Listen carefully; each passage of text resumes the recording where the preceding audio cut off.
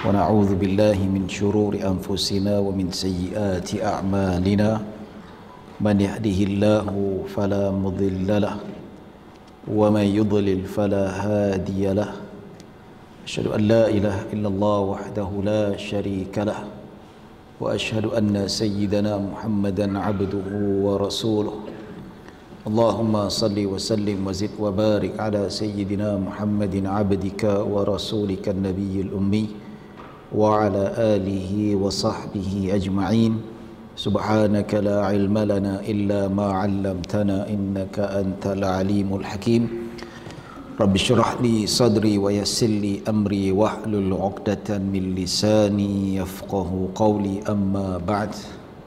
Alhamdulillah, tuan-tuan dan puan-puan yang rahmati Allah Subhanahu wa taala. Syukur pada Allah kita dapat berkumpul pada malam yang berbahagia ini.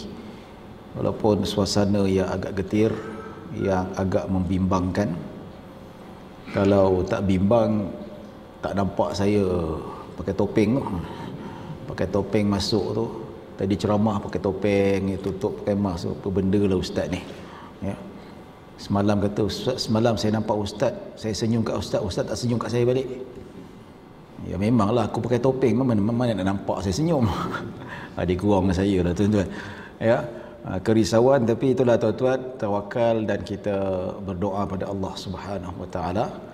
Ya, kita elakkanlah apa-apa risiko yang boleh menyebabkan mana-mana malapetaka ni. Kalau kita tak elak, dia akan datang. Sebab apa? Mengelakkan perkara-perkara yang tidak diingini adalah sunnah Nabi sallallahu alaihi wasallam.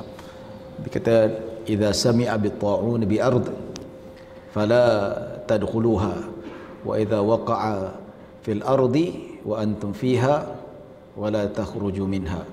Dia kata apabila kamu dengar ada penyakit ta'un, penyakit berjangkit macam ni lah kan, dekat satu negeri, Nabi kata jangan masuk.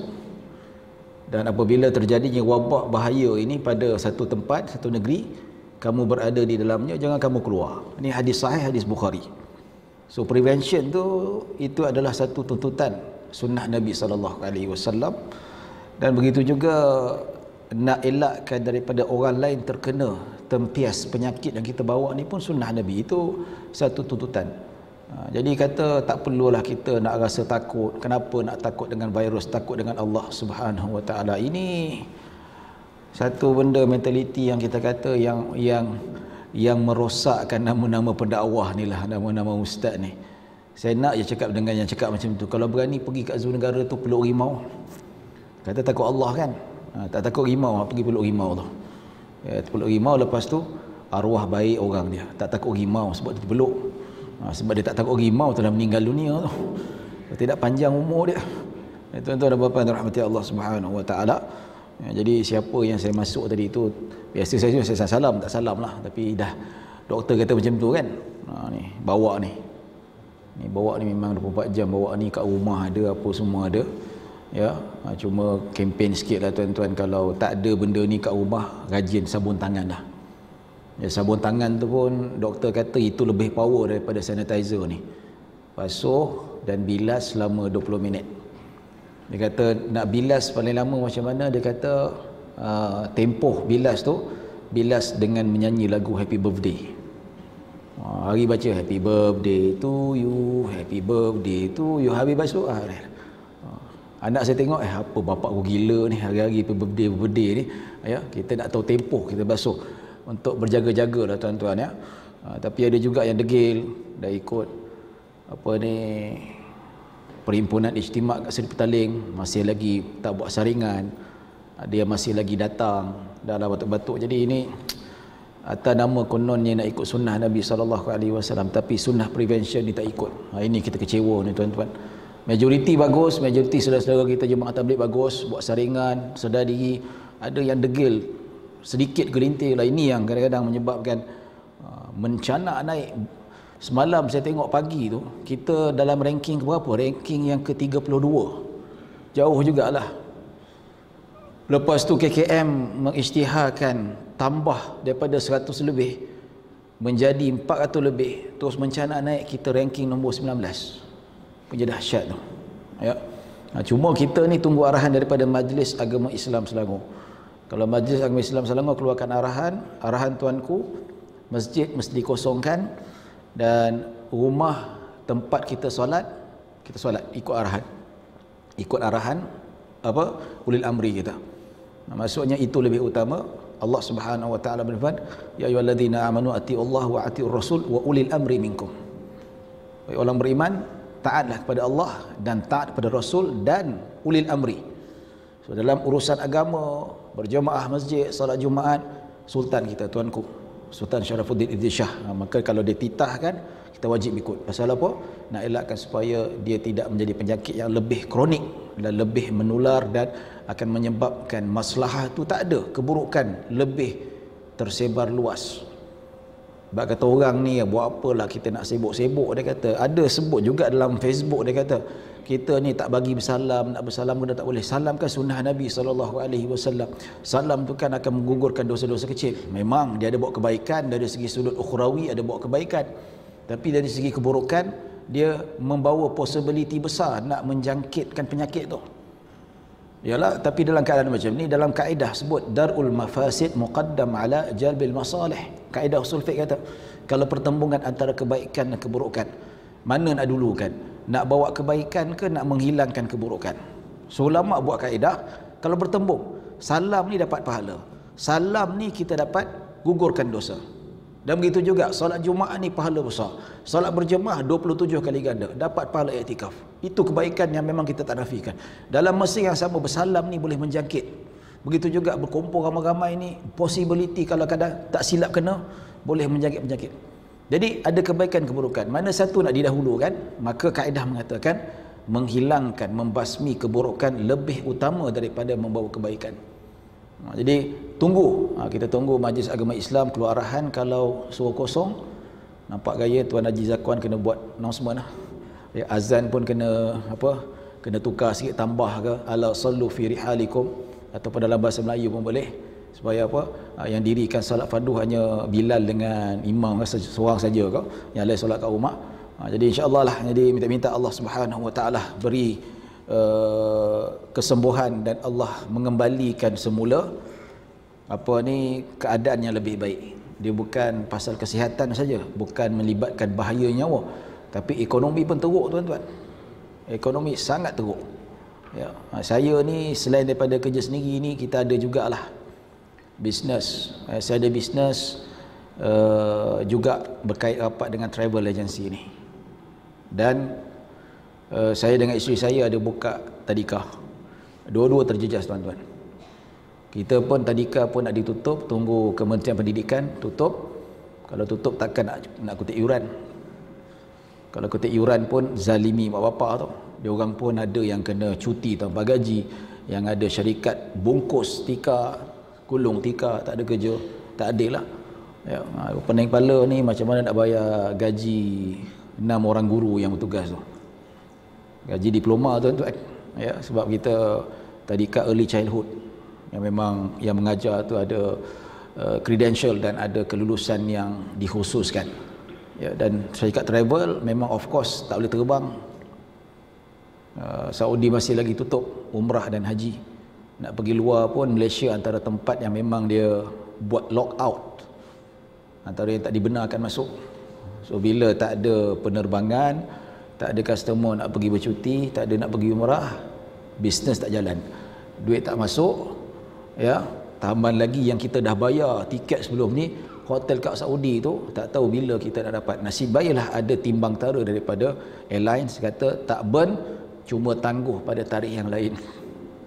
Dan hotel dekat Saudi kata tak apalah, tak burn, cuma tangguh pada tempoh yang lain. Minta tak lama lah, 2-3 bulan dan sebagainya, boleh digantikan. Ya, jadi kita fikirkan kalau ni masih lagi 2-3 bulan Saudi tutup, ya, bisnes tak jalan, duit tak masuk, nak bayar sewa pejabat, nak bayar gaji pekerja, wah, kesian jugalah kan. Jadi ini sangat-sangat kita kata ujian Allah Subhanahu wa taala, ujian Allah yang sangat berat. Ya, detik dulu nak cerita hukum Allah Subhanahu wa taala. Saya ni kalau cerita pasal business travel ni, kita tak risau, insya-Allah bisnes yang tak akan rugi. Kesombongan tu ada, tuan-tuan. Kesombongan tu ada. Ni terus terang cakap. Ya, Bila buka bisnes tadika macam isteri saya buka bisnes tadika, insya-Allah takkan rugi. Education, recession or not, tetap juga orang hantar anak nak pergi pendidikan. Kegawatan ekonomi atau tidak, dua bisnes insya-Allah akan berjalan baik. Kita ada kesombongan tu. Tengok orang buka kedai makan, tutup kedai. Buka kedai buku, tutup. Jadi tengok aku ni buka bisnes travel dengan tadika, okey je. Kesombongan tu ada. Kesombongan tu ada, tuan-tuan terang. Tapi Allah uji macam ni tuan-tuan, terduduk, tak guna sombong hari tu dah. Allah nak ajar sikit lah tuan-tuan, nampak? Allah yang bagi nikmat, Allah yang beri nikmat, ya Allah beri rezeki, Allah lah yang tarik segala nikmat, dan Allah jugalah yang menarik segala rezeki. Cuma sekarang kita minta doa ramai-ramai tuan-tuan, istighfar banyak-banyak, ya, salat sunat taubat, elakkan benda-benda yang menyebabkan kemurkaan Allah Subhanahu wa taala. Semoga kita mendapat kebaikan dan kita mendapat manfaat. Baik tuan-tuan dan puan-puan yang dirahmati Allah Subhanahu wa taala, mukadimah 15 minit ya, cerita pasal COVID-19 ni. Jadi insya-Allah kita akan masuk sambung pengajian hadis 40 ni tuan-tuan. Kita masuk hadis yang ke-8. Kita dah sebanyak 3 kelas ni kita dah bincangkan sebanyak 7 hadis, dan insya-Allah malam ni kita akan cuba dapatkan 3 ke 4 hadis Nabi sallallahu alaihi wasallam ya. InsyaAllah mungkin ni malam terakhir ke, sementara kita nak tutup ke sebagainya, ataupun tak jadi ke, atau berterusan dan sebagainya. Tunggulah keputusan daripada KKM dan Majlis Agama Islam. Kalau mereka keluarkan arahan, kita taat sajalah. Baik, hadis yang ke-8, al-mahabbatu mujibatun li dhillillahi yaumal qiyamah. Ya, yang maksud tajuk ni, dia dimaksudkan adalah sifat cinta mewajibkan seseorang untuk mendapatkan naungan Allah pada hari kiamat. Baik. An Abi Hurairah radhiyallahu anhu anin Nabi sallallahu alaihi wasallam qala sab'atun yudhilluhumullahu fi yudhilluhumullahu ta'ala fi dhillihi yawma la dhilla illa dhilluh, imamun adlun wa syabun nasha'a fi ibadatillah wa rajulun qalbuhu mu'allaqun fil masajid wa rajulani tahabba fillah ijtama alaihi wa tafarraqa alaihi wa rajulun da'athu imra'atun dhatu mansibin wa jamalin faqala inni akhafu Allah wa rajulun tasaddaqa bi sadaqatin fa akhfaha hatta la ta'lama shimaluhu ma tunfiqu yaminuhu wa rajulun dzakara Allah khaliyan fa fadat aynah. Baik, hadis yang diriwayatkan daripada Abu Hurairah radhiyallahu anhu, yang mana beliau meriwayatkan bahawa Nabi alaihi wa ala alihi wa sahbihi wasallam bersabda, 7 golongan yang Allah akan menaungi mereka pada hari yang tidak ada naungan selain naungan Allah Subhanahu wa taala. Kita baca sikit, kita syarahkan teruslah ya, untuk jimatkan masa. Baik, 7 golongan akan mendapat naungan Allah. Naungan Allah ni perlindungan Allah Subhanahu wa taala. Yang mana ketika hari akhirat tu hari yang penuh penyiksaan.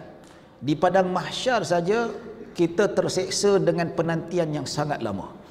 Dalam riwayat berpuluh-puluh ribu tahun kita tunggu dekat padang mahsyar. Dalam hadis Al-Quran disebut satu hari bersama dengan 50,000 tahun. Ada beberapa riwayat lagi disebutkan penantian yang sangat lama. Sehingga menantikan sangat lama, kita semua dekat akhirat nanti cari para nabi dan rasul selamatkan kita kat padang mahsyar. Belum lagi neraka tuan-tuan. Belum lagi ketika mana kita dihisap oleh Allah Subhanahu wa taala. Kat padang mahsyar sendiri pun dah terseksa.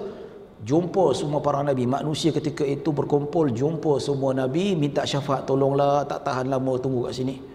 Tambah lagi dengan matahari panjang sejengkal ke atas kepala, sangat menyeksakan, panas ya Rabbi, tak tahulah.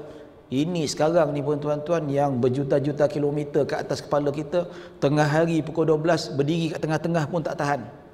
Cari tempat berteduh, apatah lagi panjang sejengkal ataupun atas kepala kita ni. Dalam riwayat juga peluh mencurah-curah keluar membanjiri tubuh badan kita, dan peluh itu membanjiri tubuh badan kita ikut kadar amalan kita. Kalau kita ni banyak berdosa, ditenggelamkan lagi dalam. Ada yang sampai tutup hidung ni. Fa'aljamahu iljaman, Nabi kata sampai sini. Orang yang kufur, orang yang tidak beriman pada Allah, tenggelam sampai kepala pun tak nampak, nampak tangan saja, seperti mana disebutkan dalam riwayat Al-Hakim. Jadi tuan-tuan dan puan-puan dirahmati Allah Subhanahu wa taala, panas dahaganya, penat menunggu dalam keadaan ketakutan yang amat sangat. Bayangkan macam ni pun dah takut semacam dah. Ya. Saya petang tadi tu tengok lepak duduk tengok layan anak saya bongsu tengok kartun lah. TV Unify, tengok kartun, layan kartun. Tiba-tiba saya tersedak, terbatuk. Terbatuk. Omar kata, tutuplah mulut tu. Oh ya Allah, takut sangat dia kata. Ya, kita ni tersedak bukan batuk. Ya, tersedak apa, siapa sebut nama tak tahulah. Siapa sebut nama tu? Tak tahu, wallahu alam, bini muda kot. Cakap macam tu kan kecil hati pula. Jadi tersedak, takut. Faham tak? Takut, dan itulah yang hakikat kita rasa takut macam mana.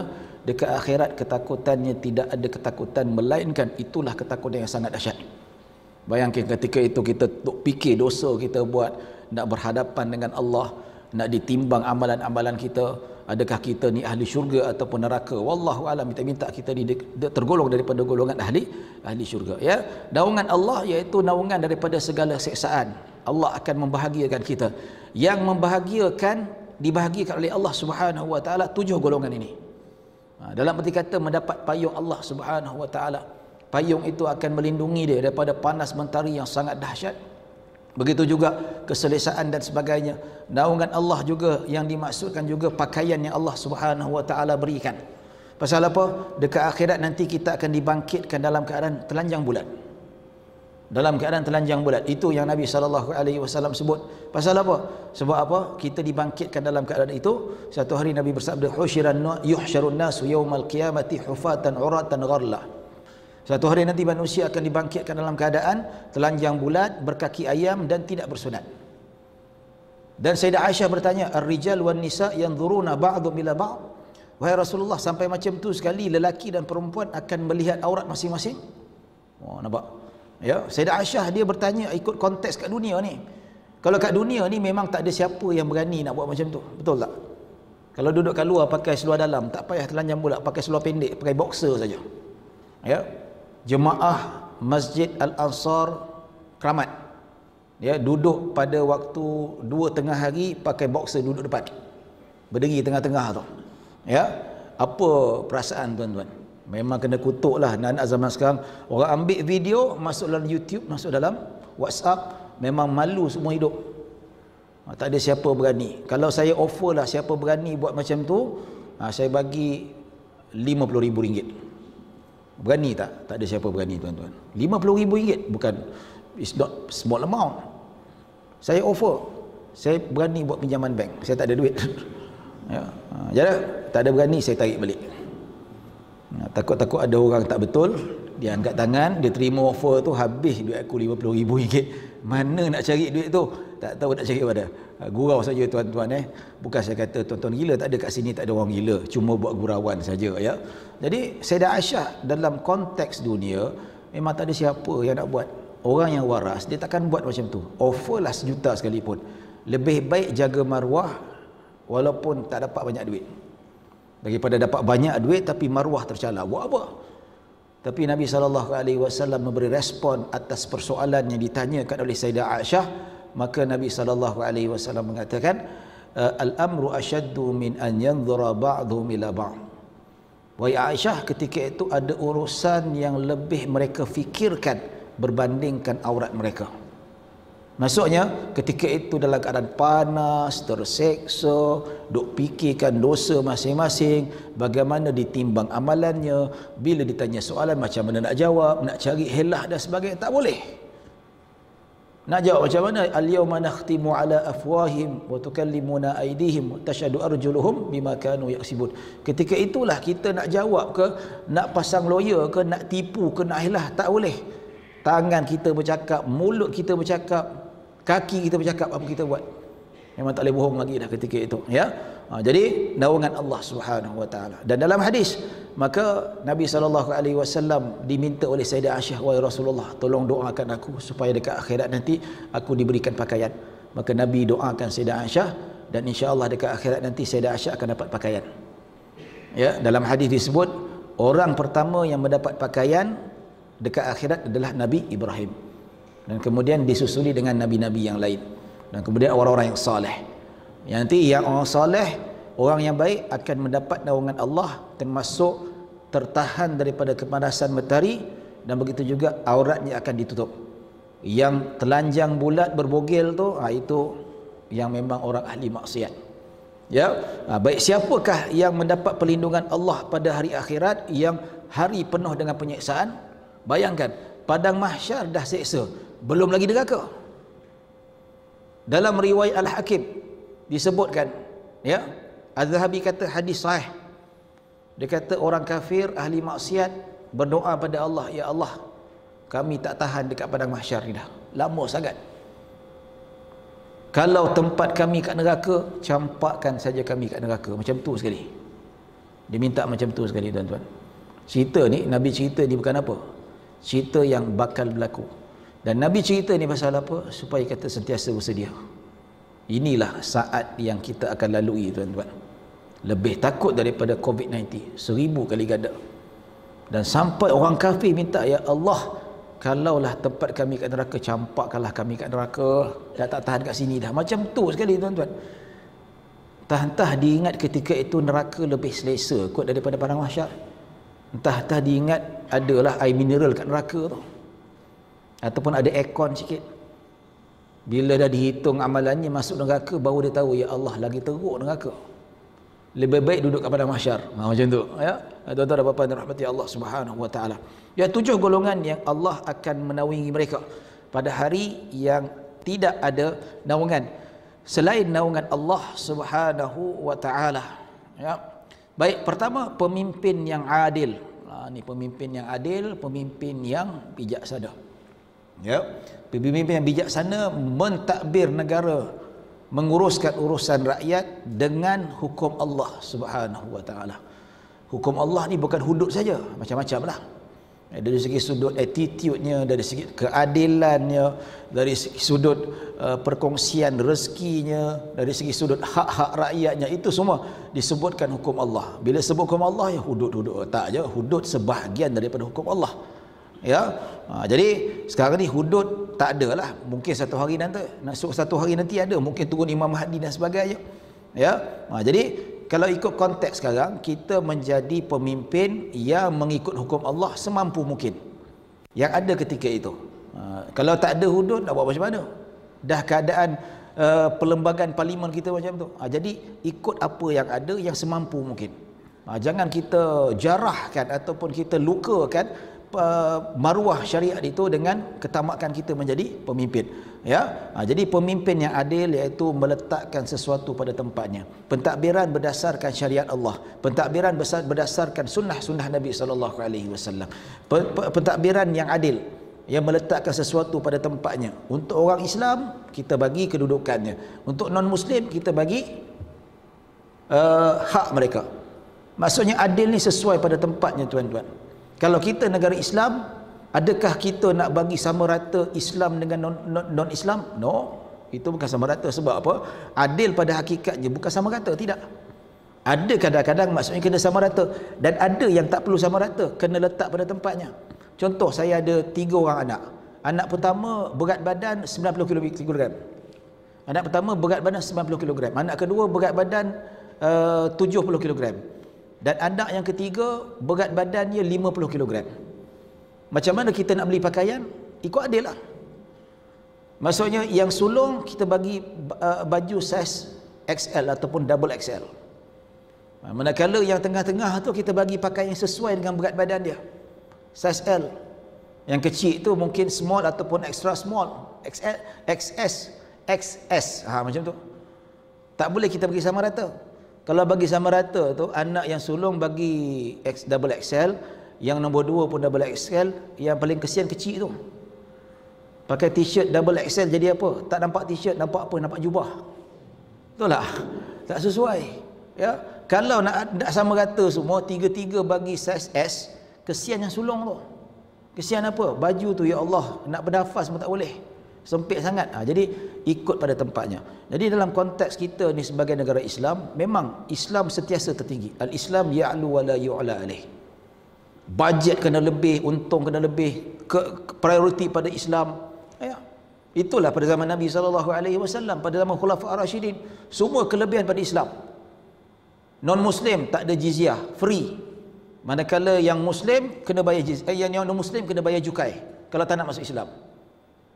Bukan konsep yang dululah adalah siapa pemimpin tahun dululah, dan dulu dia menteri lah, dia bawa konsep rahmatan lil alamin, kan? Semua nak sama rata, semua nak dia apa, Islam dengan ni sama rata. Itu tak betul. Dalam konteks Islam yang dibawakan oleh Nabi sallallahu alaihi wasallam dan para sahabat, Islam ya'lu wa la yu'la alaih, Islam paling tinggi. Tu yang ada non muslim tu semenjak dapat kuasa tu duk bising sana sini, dia kata ini ni apa ni, duit cukai habis bina masjid, ya, bina masjid peruntukan untuk kuil, untuk apa topekong tak banyak pula. Hakikatnya maksudnya memang kalau negara Islam, Islam agama persekutuan, memang Islam kena lebih. Islam ada jabatan agamanya, ada kuasa negeri-negeri, dia memang lebih. Itu kontrak sosial nama je. Dulu non-Muslim datang ke negara ni, mereka berjanji maksudnya nak dapat orang negara kena hormat hak orang Islam kat situ. Tapi dalam masa yang sama, memang kita lebihkan Islam, dalam masa yang sama hak non-Muslim tak jaga. Boleh juga beda kuil, mereka nak semayang. Bila Tai Pusam tu jalan dekat Batu Cave tu jam sampai ke Ampang, jam dia tuan-tuan. Jenuh nak sampai tempat ceramah tu. Pernah sekali Tai Pusam punya pasal terpaksa cancel ceramah dekat Gombak. Pasal apa? Jam je. Kita bagi hak. Tapi bersesuaian, ya. Baik, jadi imam yang adil ni tuan-tuan, dia satu, bukan tak boleh, memang tak mustahil untuk jadi pemimpin yang adil. Pemimpin yang adil seperti Sayyidina Umar, Khulafa ar-Rasyidin, memang yang adil. Tapi banyak sekali hadis Nabi sallallahu alaihi wasallam yang mana kecaman daripada Nabi sallallahu alaihi wasallam. Nabi kata tentang hadis berkaitan dengan tanggungjawab sebagai pemerintah ni, Nabi kata idza syi'tum amba'tukum 'anil imarah wa ma hiya. Wa ma hiya ya Rasulullah. Nabi kata dalam hadis yang diriwayatkan oleh Al-Bazzar dan At-Tabrani, Nabi kata, inginkah aku nak ceritakan tentang kepimpinan ni? Apakah itu kepimpinan? Kalau kamu nak tahu. Maka para sahabat kata, wahai Rasulullah, apakah yang dimaksudkan dengan kepimpinan itu? Maka Nabi SAW sebut, awwaluha malamah, wa thaniha nadamah, wa thalithuha azabu yaumil qiyamah illa man adala. Nabi kata pemimpin ni, yang pertama sekali ciri-cirinya adalah kecaman, kutukan, menyebabkan orang benci, benda yang dicela oleh Allah Subhanahu wa taala. Dan orang-orang soleh mencela kepimpinan ini, iaitu kepimpinan yang tidak adil. Kedua, nadamah. Kat dunia mendapat celaan daripada Allah Subhanahu wa taala, celaan daripada malaikat, celaan daripada orang-orang beriman. Dan kedua, an-nadamah, penyesalan. Pada hari kiamat ni menyesal, ya Allah, pasal aku jadi pemimpin, banyak dosa aku buat. Maksudnya jadi pemimpin yang tidak adil. Dan ketiga, Nabi kata azabu yaumil qiyamah. Ketiga, azab pada hari akhirat. Maksudnya kalau jadi pemimpin yang tidak adil, memang kena siksa oleh Allah Subhanahu wa taala, confirm. Ya. Nabi kata illa man adala, kecuali mereka yang berlaku adil. Ini yang payah ni, kan sedap. Ya, jadi pemimpin memang sedap, dihormati, ada elang tu, ada ni, ya, ada kapet merah, ada bilik VVIP, ada SU, semua dia sediakan, orang ikut arahan kita, memang seronok tuan-tuan.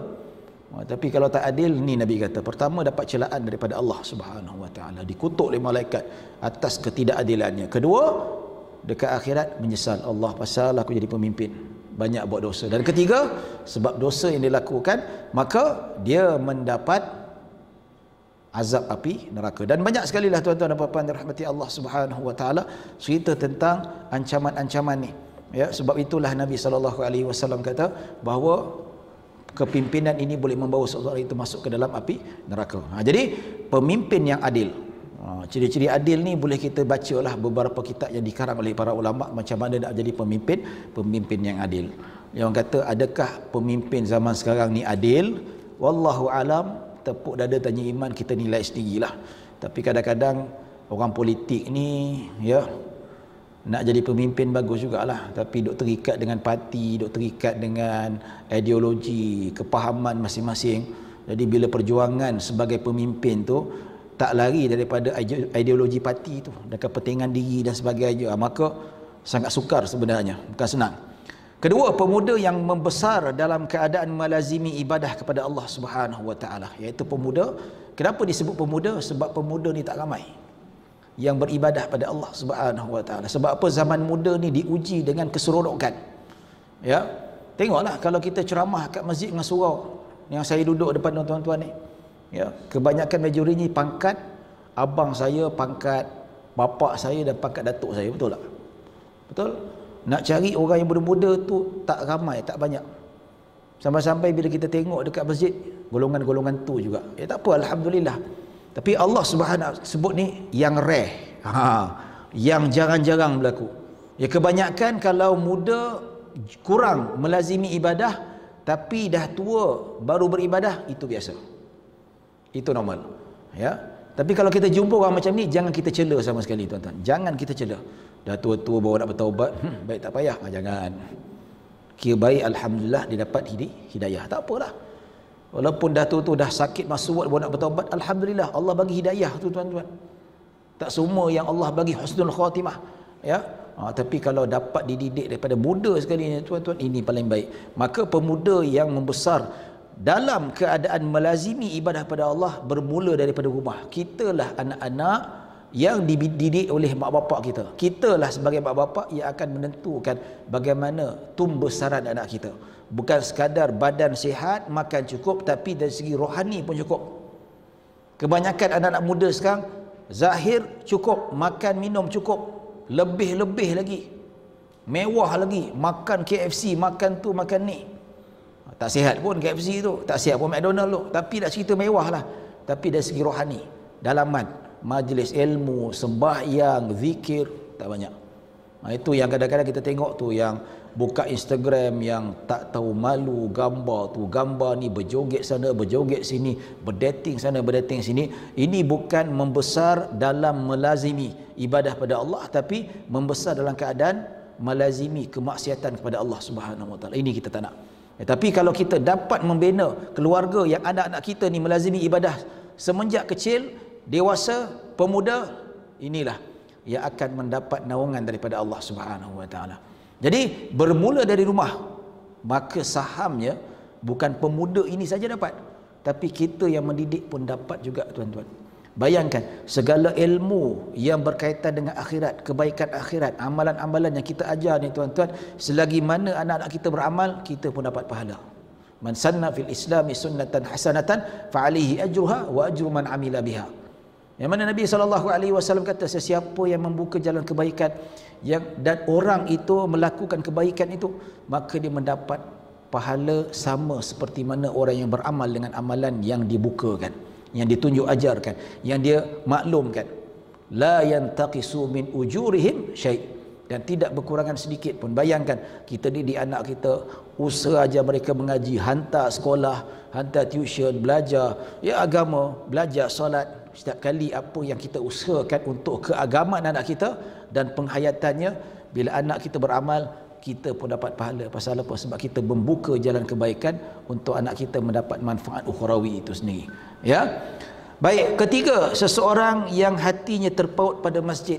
Yang terpaut ni maksudnya memang suka melazimi jemaah. Suka melazimi jemaah dan memang bak kata orang tak tinggalkan salat berjemaah. Maksudnya dekat masjid, dekat surau. Maksud surau yang diwakafkan untuk solat fardu 5 waktu. Tak kira lah surau biasa ataupun surau Jumaat. Maka surau biasa sama ada surau Jumaat atau tidak, tapi memang diwakafkan untuk solat fardu 5 waktu, hukumnya sama seperti masjid. Masuk disunatkan salat tahiyatul masjid dan dapat pahala iktikaf kalau kita niat iktikaf. Jadi orang yang suka melazimi masjid, tak kira lelaki ataupun perempuan, maka dia mendapat naungan oleh Allah dekat akhirat nanti. Bergembiralah mereka yang mulazamah ataupun istiqamah untuk melakukan salat berjemaah dekat masjid. Ada orang kata, tak apa, saya tak sembahyang kat masjid, tapi hari-hari tiap waktu saya berjemaah dengan isteri saya kat rumah. Dapat tak pahala jemaah? Khilaf di kalangan para ulama. Ya, ada ulama kata salat berjemaah hanya dapat bila salat dekat masjid bagi mereka yang mampu pergi masjid. Itu pendapat kedua. Dan pendapat kedua mengatakan dia tak dapat penuh selagi mana kalau dia tak melakukan salat berjemaah kat masjid. Maksudnya kalau dia salat berjemaah kat rumah, dia mungkin dapat 10 kali ganda, 15 kali ganda. Yang dapat 27 kali ganda, iaitu datang masjid sendiri. Lelaki lah, perempuan lain cerita. Ya. Dan ketiga, pendapat Imam Nawawi lah.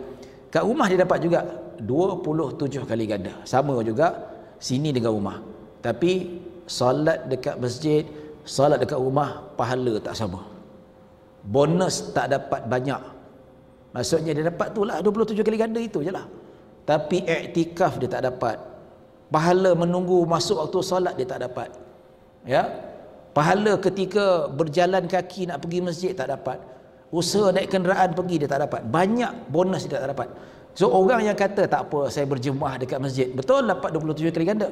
Menurut sebahagian pendapat. Ya. Tapi dirugi banyak bonus.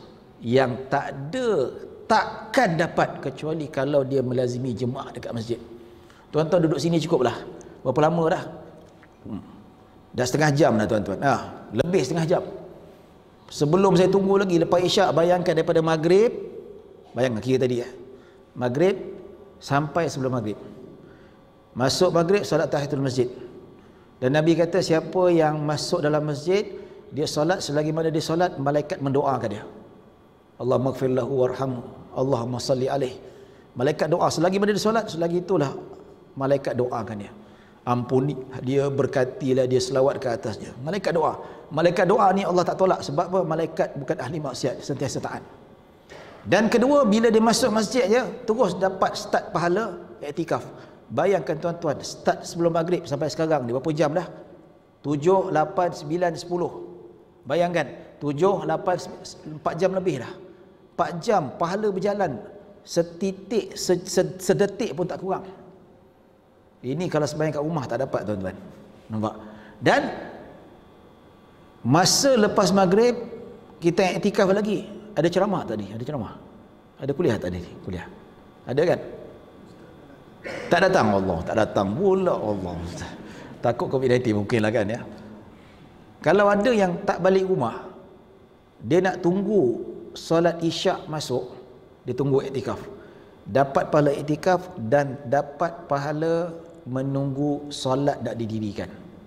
Dalam hadis Nabi kata, Nabi puji para sahabat yang tunggu iktikaf, tunggu Nabi datang sampai mengantuk-ngantuk. Sebab apa? Kadang-kadang Nabi solat isyak lewat.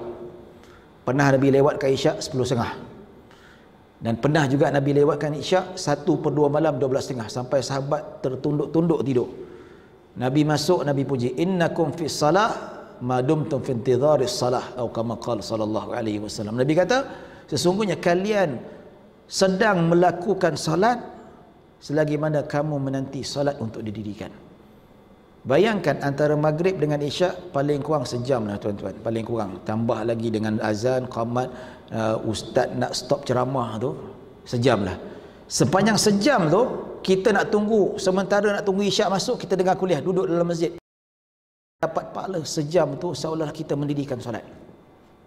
Bayangkan sejam solat tanpa berhenti. Nampak? Sejam tu menunggu solat, dapat pahala seolah-olah kita mengerjakan solat. Pada duduk saja ya, duduk saja. Kuliah pun bukan dengan betul pun dia tengok apa salah kipas tu. Dah lama tak lap, apa salah ni. Bukan masjid sinilah, tempat lain lah kan. Apa salah kapet ni, dia macam ni bentuk tu. Kapet nampak, lain pula kapet nampak muka beruk pun ada juga. Bukan dia dengar ceramah tu, tapi dia tunggu tu.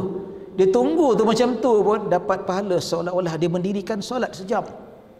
Berani, ada berani. Saya tak larat sejam straight solat tanpa berhenti. Ini solat tarawih setengah jam pun dah bising dah. Hantar surat Haji Zakwan, Haji tolong pecat imam ini, lama sangat. Berapa lama? Setengah jam solat tarawih. Kalau boleh solat tarawih 20 minit cukup. Ya, tak lama. Ini 1 jam tuan-tuan. Subhanallah. Tak dapat pahala. Orang yang klaim tak apalah, saya sembahyang kat rumah hari-hari berjemaah dengan anak bini saya. Betul, dapat 27 kali ganda. Tapi yang bonus-bonus tak dapat. Tambah lagi duduk dalam majlis ilmu pun dapat pahala, triple pahala tuan-tuan. Duduk kita tu triple pahala. Pahala iktikaf, pahala tunggu solat dan pahala majlis ilmu. Subhanallah. Ya. Baik.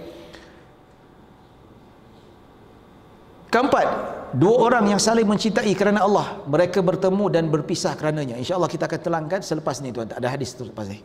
Ada masa lah, insyaAllah ada masa. Kelima, lelaki yang digoda oleh seorang wanita yang mempunyai kedudukan dan kecantikan lalu dia berkata, sesungguhnya aku takut kepada Allah. Wah, ini ya, Nabi kata sesungguhnya fitnah yang paling aku takut ke atas kalian adalah fitnah manusia, fitnah wanita. Lelaki dengan perempuan dia kalah, tuan-tuan.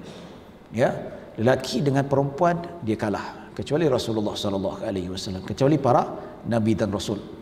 Ya. Raja Napoleon tak jadi nak serang, nak berperang malam tu pasal apa? Pujukan isteri dia pada malam tu. Nampak berapa ramai lelaki yang terjerumus dengan lembah kehinaan disebabkan perempuan yang cantik. Tapi orang yang rare ni lah, apabila digoda oleh wanita yang cantik, maka dia jauhkan diri daripada maksiat. Dia kata inni akhafullah, aku takutkan Allah Subhanahu wa taala. Ya, dan ulama kata ini bukan pada lelaki saja, perempuan pun sama juga. Kan sama sekarang ni kan orang duk sibuk, yalah, lelaki perempuan sama saja. Duk sibuk dengan lelaki cantik, lelaki handsome, dengan wanita cantik duk tergila-gila kan, sampai sanggup, yalah, yang duk gilakan pada lelaki cantik artis lah biasanya, tuan-tuan. Sampai kadang-kadang kita tengok, ya, yang sedih perempuan lah, yang tak ada rasa malu. Dan tak ada rasa malu lah, tuan-tuan. Yang mana kalau kita tengoklah kajian yang saya buat lah, ada artis-artis yang handsome, bila masuk dalam Instagram, posing yang seksi, bila tengok komen kat bawah-bawah tu, ya Allah, menyedihkan. Sebab apa? Saya ada akaun Instagram. Instagram ni kalau tengok yang, kalau Facebook dia budak-budak muda tak berapa sangat, yang age macam saya lah, 30-an, 40-an, yes. Tapi kalau Instagram semua anak muda, gambar macam-macam, TikTok lah, apa TikTok macam video lah, bingo lah, bangang pun ada, macam-macam jenis application apa semua ni. Duk gila. Yang kadang-kadang ada gambar seorang pelakon Zul Arifin, dia pakai seksi. Dia punya komen kat bawah tu menyedihkan budak-budak Melayu kita. Yang komen yang agak memalu pun, bini orang pun ada, tuan-tuan. Yelah, badan sadar, badan sadar macam saya ni. Perasan. Komen-komen tu, ya Allah, nice body lah. Ada tulis tu, oi, best ni kalau dapat peluk. Ya Allah, anak dara perempuan ni, ya Allah, Melayu kita ni tak rasa malu ke? Yang ada bini, Allah mak, pecah ovari saya bila melihat gambar ni. Kau cakap ke benda ni, apa kejadah bahasa cakap ni? Dah tak ada rasa apa? Wallahu alam. Ini yang baru-baru ni duk kila nak pergi Korea ni, nak jumpa artis-artis K-pop ni. Asia dah announce bahawa tiket murah ke Korea Selatan, ke Seoul, sold out sekarang ni. Dalam keadaan COVID-19, kita dah memang kritikal, tiket nak pergi ke Korea Selatan full book, habis. Orang Malaysia gila tak gila lah, gila satu gila lah, tapi bangang tak bangang lah, tuan-tuan. Dia kata, apa pendapat ustaz, dia orang nak pergi Korea, silakan, tapi jangan balik sini balik. Kau duduklah dengan artis K-pop sana, kau peluklah dia, jilatlah muka dia, ambil kan. Nak sangat, macam lah dapat kahwin dengan, memang artis Korea tu memang cantik lah, oh sedapnya, tapi tengok muka kau, tak tentu dia nak lagi. Jangan kata artis K-pop, saya pun belum tentu nak dia lagi. Bukan nak kutuk lah, realiti lah, apa yang dapat sangat. Penuh, habis tiket. Tanya Asia, tak macam tanya, habis tiket.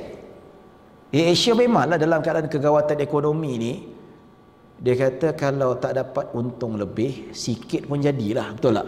Kita berniaga macam tu lah kan, tak dapat nak upkan untung lebih-lebih. Kalau orang tak nak beli barang kita, dapat untung sikit pun jadilah, at least dapat balik modal dan dapat untung sikit, okey lah, boleh survive. Jadi dia letaklah harga tiket murah-murah, tuan-tuan, 599 pergi balik Korea. Tak nak jumpa Blackpink. Tahu Blackpink? Saya tak tahulah Blackpink, tapi antara artis yang popular itu Blackpink lah, pernah datang ke Malaysia tu, gila sangat. Nampak ni? Jadi unsur-unsur ikut hawa nafsu, nak sangat, handsome punya, cantik je, kalau boleh nak berzina macam tu ya. Kalau orang yang betul-betul inginkan naungan Allah dekat akhirat, benda-benda ni ya Allah, hawa nafsu boleh menggelojakkan syahwat, ditinggalkan habis-habisnya. Kalau adalah unsur-unsur yang ajak kepada perzinaan ataupun kemaksiatan, aku takutkan Allah Subhanahu wa taala. Ya. Baik. Okey, yang keenam, seseorang yang bersedekah secara tersembunyi sehingga tangan kirinya tidak mengetahui perkara yang disedekahkan oleh tangan kanannya. Ya, ikhlas. Ini konsep maksudnya ikhlas beribadah. Menjauhkan diri daripada perkara yang boleh meriakkan diri. Sehingga kan kalau dia bersedekah orang lain tak tahu. Ya, seolah-olah Nabi kata dia sedekah tu sampai tak nak orang lain tahu, tangan kanan bersedekah, tangan kiri tak tahu. Itu bukan hakikat, maksudnya kita nak kena sedekah tangan masuk poket. Tak ada. Bukan maksudnya kalau kita nak bersedekah pastikan tangan kiri masuk poket. Tak ada. Yang maksudnya sampai kita di kalau bersedekah tak nak kasih orang nampak, seolah macam itulah. Kita nak sedekah jangan depan orang kalau boleh. Sebab apa? Takut-takut termasuk riak. Kadang-kadang kita nak masuk tabung masjid tu, nak masuk, kita niat nak masukkan RM50. Ada orang lintas, kita nak masuk tu. Patut masuk kejap je, tapi sebab ada orang melintas, lambatnya nak masukkan. 2, 3, 10 saat nak masuk. Pasal apa? Nak kasi nampak ni aku sedekah RM50 tau, bukan RM1 tau. Takut-takut macam tu. Ya. Jadi inilah yang dimaksudkan nilai ibadah yang paling tinggi di sisi Allah Subhanahu wa taala, keikhlasan yang seminima mungkin. Ya. Sebab itulah kalau tahajud, kalau ibadah paling diterima oleh Allah. Pasal apa? Kita beribadah tak ada siapa tengok kita. Itulah nilai ibadah yang paling tinggi. Kalau salat dekat masjid, risiko tu ada, cuma kena lawanlah risiko riak tu. Jangan pula kata kenapa tak sembahyang kat masjid, takut riak lah. Alasan cantik betul, tak nak kalah, lempang kamu tahu. Ya. Tak nak datang masjid pasal riak. Janganlah macam tu, lawanlah riak tu. Istighfar banyak-banyak, ya Allah jangan riakkan aku, jangan riakkan aku. Kalau terlintas nak riak, lawan balik. Aku solat kerana Allah Subhanahu wa taala, aku datang masjid kerana Allah Subhanahu wa taala. Nampak? Ya. Jadi tuan-tuan dan puan-puan dirahmati Allah Subhanahu wa taala, keikhlasan. Dalam hakikatnya kalau kita nampak ada seseorang yang mana dia beribadah ataupun dia bersedekah di hadapan kita, ataupun dia bersedekah masuk TV sok khabar, tak semesti dia riak tuan-tuan. Tak semesti dia adalah riak dan tak semestinya sombong. Kita wajib bersangka baik. Tak boleh kalau kita nampak seseorang dia sedekah masuk TV dia kata ini riak ni, bukan betul ya, tak boleh. Yang tahu riak ataupun tidak, ikhlas ataupun tidak, hanya Allah Subhanahu wa taala yang tahu. Ulama kata lana zawahir wallahu yatawalla as-sarair. Hanya kita mampu berhukum pada zahirnya. Kalau dia sedekah masuk TV, kita tak tahu ikhlas atau tidak, wajib sangka baik ikhlas. Pasal apa? Sebab ada kes berlaku pada zaman Nabi SAW. Ya, Nabi SAW ketika mana satu dalam peperangan, ada seorang sahabat namanya Usamah bin Zaid. Dia berperang ni tuan-tuan dan puan-puan dirahmati Allah Subhanahu wa taala. Dia nak bunuh seorang lelaki. Dia lawan pedang, tiba-tiba apabila dia hampir membunuh lelaki musyrik itu, lelaki itu angkat tangan, dia mengaku bersyahadah. Asyhadu an la ilaha illallah wa asyhadu anna Muhammadar Rasulullah. Tak jadi dia nak tetap. Sebab apa? Dia sebut kalimah la ilallah. Lalas Usamah bin Zaid pancung kepala dia juga, walaupun dia sudah bersyahadah. Dan berita ini sampai pada Nabi SAW. Nabi panggil dia, betul ke kau dah bunuh orang yang mengucap kalimah dua kalimah syahadah? Adakah kau dah bunuh orang yang dah masuk Islam? Maka Usamah kata, aku tahu Rasulullah, dia masuk Islam tu bukan kerana ikhlas. Dia masuk Islam tu nak selamatkan dirinya daripada mata pedang aku. Maka Nabi kata, kau tahu ke bagaimana kalau di akhirat nanti dia bangkit dengan kalimah la ilaha illallah, dia tuntut darahnya pada engkau? Maksudnya Nabi kata pada Usamah, kau tahu ke dia masuk Islam kerana mata pedang ke ataupun kerana ikhlas? Maksudnya kau tak tahu isi hati dia. Nabi ulang, bagaimana dia datang menuntut darahnya dengan kalimah la ilaha illallah. Mana tahu ketika dia sebut la ilaha illallah tu ikhlas datang? Siapa tahu? Nabi ulang, Nabi marah-marah sampai kata, aku menyesal sungguh. Aku menyesal ketika itu. Dia menyesal yang teramat sangat menyesal. Sebab itu kalau bab ikhlas ni bukan kerja kita, urusan Allah Subhanahu wa taala. Kes yang berlaku pada pengalaman saya tuan-tuan, ada satu tempat, ya, tempat saya tu dekat Kajang. Ada seorang hamba Allah ni dah duduk situ 7-8 tahun dah, tapi tak pernah datang berjemaah. Tak pernah datang. Kita tahu dia duduk situ, hari-hari balik kereta, tak pernah datang surau. Kebetulan ada malam majlis khatam Quran ke, wallah saya lupa dah. So surau dia ada collect duit, dia keluarkan duit belanja buat makan, jamu seluruh jemaah yang datang tu. Dia buat kambing bakar seekor, seekor ke 2 ekor, ya. Dan malam tu maghrib tu, malam tu ada jamuan kambing golek ni tuan-tuan. Orang yang tak pernah berjemaah dah duduk 7-8 tahun, malam tu dia datang. Malam tu dia datang kat surau tu. Bayangkan, ya. Maka timbullah mulut orang kata, ini tak dah duduk taman kita lama dah tu. Dah lama duduk situ. Malam ni baru nak datang. Pasal kambing lah tu. Jadi Nazir kata, janganlah sangka buruk, mana tahu dia nak datang malam tu, terbuka hati dia. Alah, tak ada Nazir, dia datang ni 2-3 orang mulut longkang, mulut celaka, mulut haram jadah, minta maaf cakap lah. Sangka buruk dia kata macam tu, ya. Sampai Nazir kata, janganlah macam tu, janganlah. Yang senyap, yang tak berani cakap, yang play safe ramai lah. Tapi yang lepas mulut kata, alah imam apa, Tuan Pengurusi, kalaulah malam ni tak ada kambing, tak datang dia. Saya kata balik, kita tengok besok macam mana, kita tengok lusa macam mana, ya. Kalau besok dia datang, lusa datang, saya nak Tuan Haji pergi minta maaf dengan dia. Ada berani? Senyap. Alah ustaz, jangan takut, besok tak datang punya lah. Okey, kita tengok. Tuan-tuan, lepas kejadian tu sampai sekarang jemaah tu istiqamah kat surau tu. Sampai sekarang. Semenjak malam tu. Semenjak malam tu dipandang buruk oleh 2-3 orang yang mengatakan konon ni datang masjid atau surau disebabkan kambing golek. Sebab sangka buruk tu, sangka buruk yang tak kena pada tempat, menyalahi sangkaannya. Rupa-rupanya malam tu memang hati terbuka nak salat berjemaah, bukan kerana kambing. Buktinya apa? Besok dia datang, lusa, sampai sekarang dah 7-8 tahun dah. Masa tu saya bujang lagi tuan-tuan, belum kahwin lagi masa tu, bujang, badan masih kecil lagi, ya, pipi tak kembang macam ni, ya, positif kacak. Tuan-tuan bapa rahmati Allah Subhanahu Wa Taala. Sampai sekarang dia kata, Ji, apa cerita Ji? Sampai sekarang muka tu ada lagi tu, tak ada kambing pun. Masamnya muka Haji yang cakap tu, pergi minta maaf. Saya perli dia lah, aku tak kira lah, Haji tak Haji, perli je semacam. Ini sangka buruk. Orang datang tu bukan pasal kambing pun, pasal memang Allah dah bagi hidayah pada malam tu. Yang memang tak suka berjemaah sebenarnya kat rumah, tapi Allah campak hidayah. Siap kadang-kadang bila Bilal tak ada, dia jadi Bilal tuan-tuan.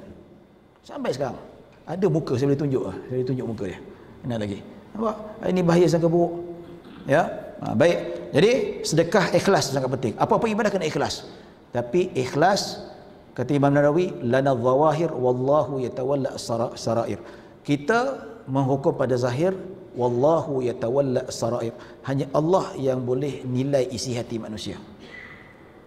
Manusia yang tak boleh dinilai isi hati manusia, dan kita hanya menilai pada zahir. Dan kita hanya tahu niat kita saja. Kita lah tahu ikhlas atau tidak. Maka kena lawan sikap riak itu sendiri. Ya. Yang ketujuh, seseorang yang mengingati Allah secara berseorangan sehingga menitis air matanya. Ini solat malam tahajud, berseorangan, feeling beribadah, rasa kesalahan, dosa yang besar terhadap Allah, maka menitiskan air mata. Kenapa berseorangan? Sebab itulah sama juga konsep yang nombor 6 ni tuan-tuan, keikhlasannya sangat tinggi. Bila seseorang yang berjaga malam, bangun malam untuk beribadah, itulah ibadah yang paling tinggi, keikhlasan yang paling tinggi. Pasal apa? Keliling tak ada orang lain. Nak riak, siapa nak riak tuan-tuan? Siapa nak riak? Macam juga orang sedekah yang nombor 6 ni, sedekah keliling tak ada, dia masuk duit tak ada siapa nampak.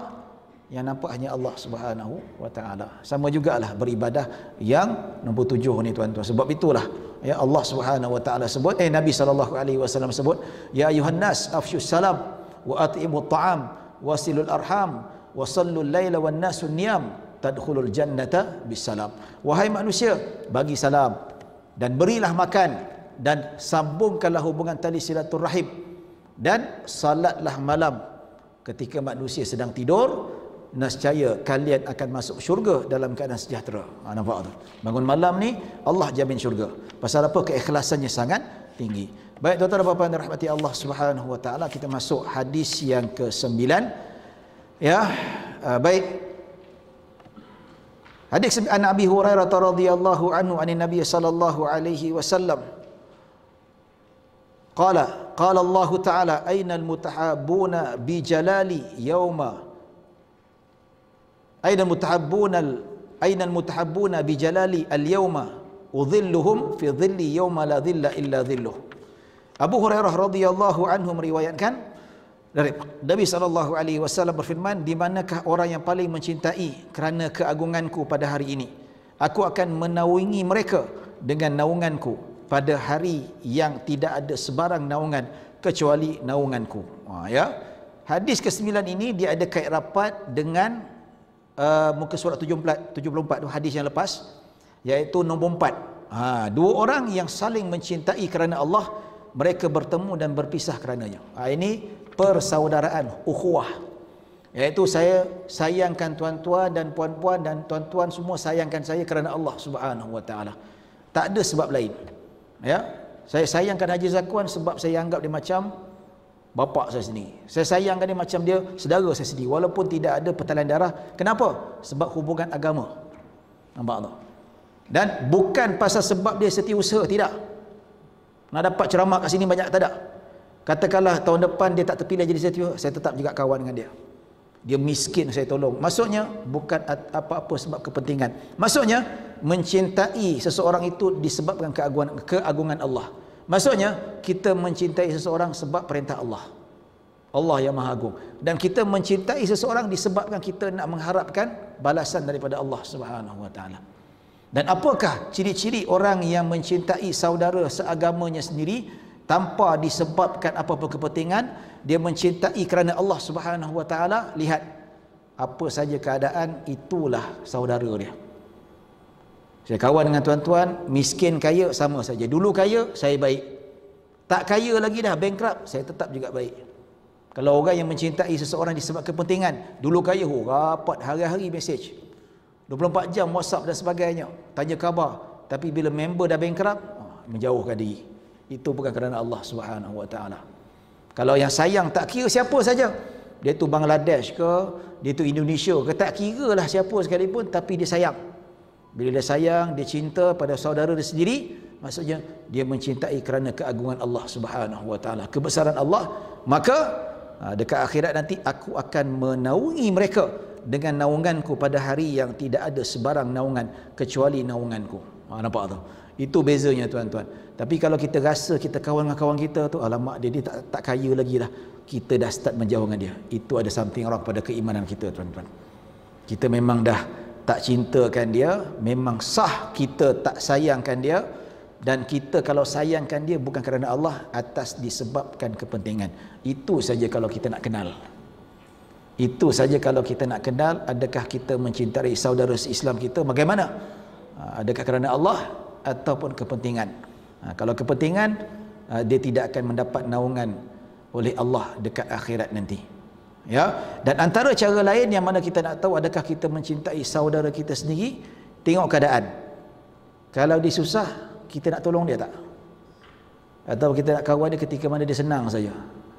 Ataupun kita nak kawankan dia bila yang dia tak datangkan masalah? Maksudnya mendatangkan masalah ni masalah yang tidak diundang lah. Contoh yang tidak diingini. Dulu dia sihat, kita nak kawan. Dah sakit, malas pula pasal apa? Nak tolong angkat dia lah, nak tolongkan bayar ubat dan sebagainya itu. Kalau kita dah, bila nampak dia tu dah menyusahkan kita, kita jauhkan dia. Itu bukan kerana Allah Subhanahu wa taala. Golongan macam ni tak akan dapat naungan daripada Allah Subhanahu wa taala. Sebab apa? Sebab dia bukan atas kepentingan Allah, tapi atas kepentingan peribadi. Tapi berkawan, bersahabat dengan saudara se-Islam disebabkan keagungan Allah, mengharapkan balasan yang Allah satu-satunya boleh memberi balasan abadi, maka dia berhak mendapat naungan daripada Allah Subhanahu wa taala dekat akhirat nanti. Baik, hadis yang ke-10, hadis yang terakhir, ya. An Muaz bin Jabal radhiyallahu anhu qala sami'tu Rasulullah sallallahu alaihi wasallam yaqul qala Allah azza wa jalla al mutahabuna fi jalali lahum manabiru min nurin yaghbituhumul nabiyyun wasyuhada. Yang bermaksud, maknanya pada muka surat 83, hadis ke-10, Muaz bin Jabal radhiyallahu anhu berkata, aku mendengar Rasulullah sallallahu alaihi wasallam bersabda, Allah azza wa jalla berfirman. Ini hadis qudsi. Hadis qudsi ya. Hadis qudsi maksudnya apa? Iaitu makna daripada Nabi, makna daripada Allah tapi lafaz daripada Rasulullah sallallahu alaihi wasallam. Maksudnya dia tak wajib meriwayatkan secara lafaz 100%. Tapi Al-Quran makna daripada Allah dan lafaz daripada Allah. Sebab itu Al-Quran tak boleh diubah walaupun sedikit. Satu huruf pun tak boleh ubah. Ya, satu huruf pun tak boleh tinggal. Baris pun tak boleh salah. Kena exact. Kecuali kalau qiraat yang lain. Kalau berbeza qiraat ni ada yang menyebabkan baris lain, ada penambahan huruf, itu tak apa. Tapi sengaja lari daripada kaedah qiraat Al-Quran haram. Sebab apa? Makna dan lafaz Al-Quran itu daripada Allah 100%. Tapi kalau hadis qudsi, makna daripada Allah tapi lafaz adaptasi daripada baginda sallallahu alaihi wasallam. Ya, jadi hadis qudsi tak dihafal secara makna tak apa, asalkan tak diriwayatkan secara makna, tapi cukup diriwayatkan secara makna sudah membadai. Allah Azza wa Jalla berfirman, orang yang saling mencintai kerana keagunganku, iaitu mencintai saudaranya hanya kerana Allah, bukan kepentingan diri, bukan keselesaan diri, iaitu hanya kerana Allah, hanya keinginan balasan Allah, inginkan syurga Allah Subhanahu wa taala. Mereka diganjari dengan mimbar yang diperbuat daripada cahaya, yang dicemburui oleh para nabi dan syuhada. Subhanallah. Nampak? Nabi pun cemburu. Kita akan dapat mimbar. Mimbar tu apa? Penghormatan yang Allah berikan dekat akhirat nanti, dekat dalam syurga. Jangan tanya pula, ustaz mimbar tu nak buat apa? Baca khutbah ke nanti? Itu serahkan kepada Allah Subhanahu wa taala ya. Nanti kalau atas mimbar saya kata bacalah teks, bacalah sampai kalau khutbah ada teks tak ustaz? Nak tanya. Teks siapa buat? Jaiz ke Jawi ke buat ke? Jangan tanyalah tuan-tuan. Mimbar ni adalah maksudnya nikmat yang besar Allah berikan kepada kita. Penghormatan yang Allah berikan kepada mereka yang mencintai saudaranya atas sebab inginkan rahmat Allah, inginkan kasih sayang Allah. Mencintai saudaranya sendiri disebabkan keagungan Allah, disebabkan pengabdiannya pada Allah Subhanahu wa taala ya. Baik tuan-tuan dan puan-puan rahmati Allah Subhanahu wa taala, kita habis banyak 3 hadis pada malam ini. Insya-Allah kalaulah kita tidak ada arah melintang, kalau dapat arahan daripada Majlis Agama Islam, maksudnya kita boleh beroperasi seperti biasa, dan KKM mengesahkan bahawa terkawal segala-galanya, terutama COVID-19 ni, kita akan bertemu pada minggu hadapan lah insya-Allah. Kalau tak, kita tangguhkan sampai suasana menjadi lebih baik. Yang penting teruskan berdoa tuan-tuan. Tuan-tuan ni orang saleh, ahli masjid, ahli jemaah, orang yang dekat daripada Allah Subhanahu wa taala, doa ni sangat mustajab. So tolong doa tuan-tuan, jangan putus. Tuan-tuan bangun malam nanti doa pada Allah Subhanahu wa taala. Nabi kata 3 doa ya Allah tak tolak. Doa sejurus solat fardu. Kedua, doa selepas doa orang yang berpuasa. Dan ketiga, doa 1/3 malam, iaitu orang yang bangun malam. Tuan-tuan ni saya yakin tuan-tuan rajin bangun malam, tolong doa mintalah kita, ahli keluarga kita, seluruh umat Islam dan seluruh dunia dibebaskan daripada malapetaka penyakit yang wabak berbahaya ini. Wallahu taala alam. Ada soalan? Nak tanya? Ada persoalan siapa nak tanya? Okey, kalau tak ada, setakat ini saja kita berhenti. Lebih kurang sejam lebih juga kita berbincang. Mohon maaf kalau ada salah silap, kalau ada kekurangan, yang baik hanya daripada Allah Subhanahu wa taala. Kurangan kesilapan datang daripada diri saya sendiri. Aku qauli hadza wa astaghfirullahal azim li wa lakum wa lisairil muslimina wal muslimat wal mu'minina wal mu'minat. Bismillahirrahmanirrahim. Allahumma ij'al jam'ana hadza jam'a marhuma wa tafarraqana min ba'di tafarruqa ma'suma. Allahumma la tada' fi maqamina hadza man illa ghafarta wa la hamman illa farajta wa la daynan illa qadaita wa la maridan illa shafaita wa la hajatan min hawaiji dunya wal akhirati illa qadaita ya rabbal alamin. Sallallahu ala sayyidina Muhammadin wa ala alihi wa sahbihi wasallam. Alhamdulillah rabbil alamin. Assalamu alaikum warahmatullahi wabarakatuh.